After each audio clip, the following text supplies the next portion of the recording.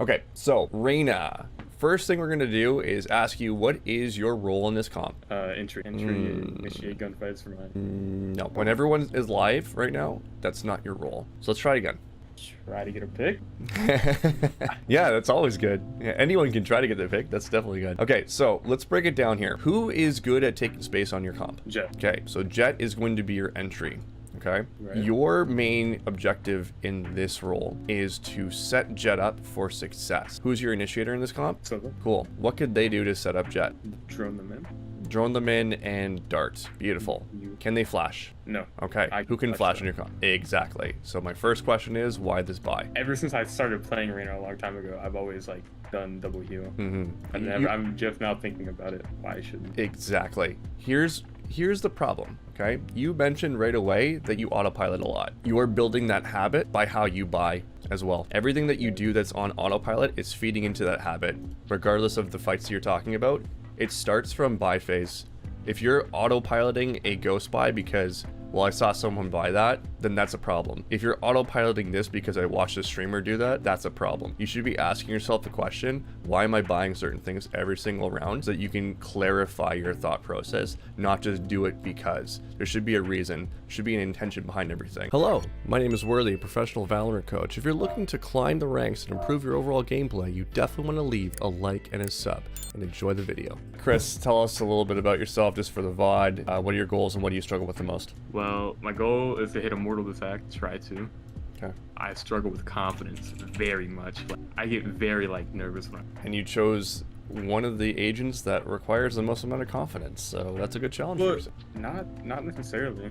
Okay, so where do you notice the confidence issues? When does it happen? So here's the thing, right? I have an Ascendant 3 ult that I play on whenever I don't feel like playing on my main. And I go on there and I do fucking amazing confidence, all that. But I go on my main and I feel like shit. So I think it's just like playing on my main, I'm nervous about losing and all that. So it's the same rank on the ult? So what is the fear of losing, I guess, is my question. Why is that a bad thing? Because I want to get to Immortal and de-ranking. This doesn't help. There is a necessary part in this game with your learning that requires you to have a little bit of a roller coaster where you're going to be going up and down in rank. Here's the problem. Ranked environment is a very random environment. The rule is, have you heard of the 33% rule? I don't think so. 33% of the time, you're going to win every single game no matter what happens. You probably AFK and spawn, you still end up winning. Another 33% of the time, you're going to lose that game no matter what you do. You might be able to drop a 30, but it just isn't going to work. It's just not, it's not in the cards, okay? Now, the other 33%, you have control over. So the goal is to be at a 66% win rate. And if you're at that win rate, you're good to go. You're going to be ranking up no matter what. The point being is that it is unfair for you to have a fear of deranking when there's so many factors that could be influencing if you're going to win or not. What you need to be focusing on more than anything is your individual skills. Are they in order? Are they in line? And once those things are taken care of, with a 33% rule in your mind, you will naturally rank up, okay? As long as you're taking care of yourself. And that's all that really matters. I could play 5-6 games a night, and if I lose all of them, it doesn't matter to me, because at the end of the day, I want to get value out of every single game. You can get value out of a win and a loss, or a win and a loss. In fact, I would say you get more value out of a loss, because there's more to take in. But it's all comes from your mindset. You need to be okay with losing. People hesitating to move on to site. Here it is. Okay, so I think they're going to commit because it's a 5v3, so they should be running in. But it would be really nice to support this Jet right now with a Leer, tossing it up in the air. Exactly, because here's the problem. People do this all the time, right? They see a wall, even at this rank. This rank's Ascendant, right? Yeah. Okay. Even at this rank, people don't respond utility with utility in kind, and they just run right in. And that's the worst thing you can possibly do against any team, because it's a free kill for them most of the time. So you must do something with this wall in order to get through it properly and safely. That's where you come in with this Leer, okay? So the fact that he didn't die there is a miracle.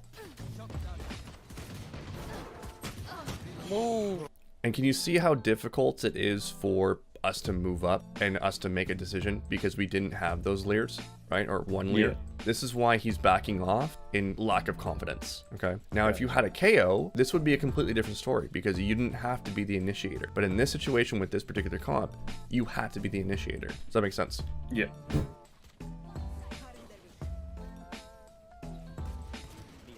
Cool. So you're leading in, and that's fine. So you're going to take some space with the leers. Everything that you did here is good. So you leered to get through the wall. Here is where you need to stay. You don't need to go any further than this. Because here's the question. What kind of guns do they have right now? Either classics or shorties. Or sometimes deagles, right? Or sorry, sheriffs, right? Sometimes it's gonna be shitty weapons. They want close range fights. You don't need to take any more space. You being here and living is passive impact for your planter, because there's no way they can get to here to stop the plant without crossing you first. Passive impact. There's direct and passive impact. Reyna is a very direct impact character, but you being alive is also impact in general. You don't necessarily have to go for every single fight regardless of her kit. It's about picking and choosing your fights. In this situation, bomb is going down, it's a 5v5, and their benefit is for you to push and take a close range fight against them, because that becomes an equalizer at that point. So you staying right here is the right decision, in my opinion. Now, what happens is you do this. Technically speaking, when they have a sheriff and you hear those sheriffs, that's a scary weapon to play against, because you have what gun? Spectre. Exactly. So you cannot take that fight. You should definitely be avoiding it altogether. Let them get closer to you in that situation. Okay, this next part here is an interesting moment, because now I understand that you struggle with confidence. How many fights have you taken so far that you think you could have won? Let's watch the first round. I think one, because I couldn't have won that. I mean, I could have won that one on orange, but I don't think so. I think statistically that fight should go to the sheriff. So you gave yourself a losing fight on that one. Let's watch this one. I should have won this one.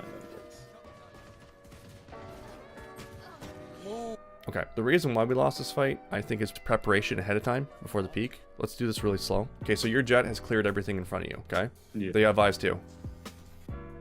Crosshair placement's not right. Your first fight is here to rafters because of where your jet's covering. Jet is. Correct. So see what you're doing here? You're checking all these angles. That's fine. Like, if there's someone in that corner, your Sova will be able to pick that up, okay?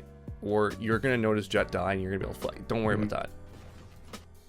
Okay, so all these small adjustment issues makes it harder for your confidence, okay? You need to sort of just like pick a spot at that point and go for it. Yeah.